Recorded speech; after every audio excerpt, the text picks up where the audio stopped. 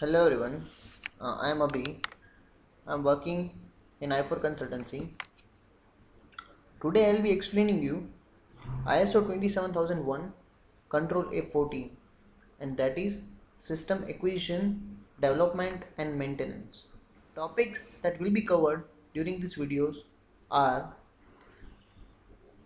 A14, and that is System Acquisition and Development, and it will include three subtopics, and that is A 14.1, A 14.2 and A 14.3. A 14.1 is security requirements of information systems. A 14.2, that is security in development and support processes. A 14.3, that is test data. A 14.1, that is security requirements of information system, and the objective of this 14.1 is to ensure that information security is an integral part of an information system across the entire life cycle.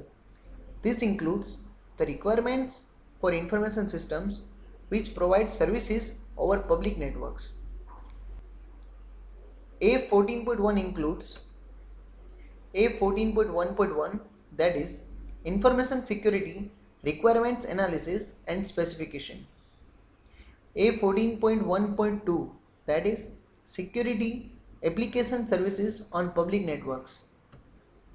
A 14.1.3, that is protecting application services transactions.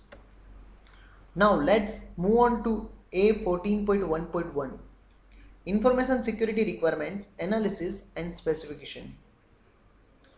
And the control of this A 14.1.1 is the information security related requirements shall be included in the requirements for the new information systems or enhancement to the existing information systems. A 14.1.2, security application services on public networks. Control. Information involved in application services passing over public networks shall be protected from fraudulent activity, contact dispute, and unauthorized disclosure and modification. A 14.1.3, and that is protecting application service transactions. And the control of this A 14.1.3 is information involved in application service transaction shall be protected to prevent incomplete transmission, misrouting, unauthorized message alteration, unauthorized disclosure, unauthorized message duplication or replay. A 14.3, that is test data. And the objective of this test data is to ensure protection of data used for testing, which includes A 14.3.1, and that is protection of test data.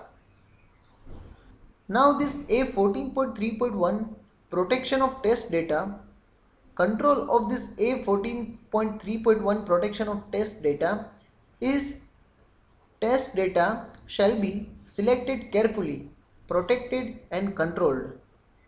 References that I have used during creation of these videos are like this.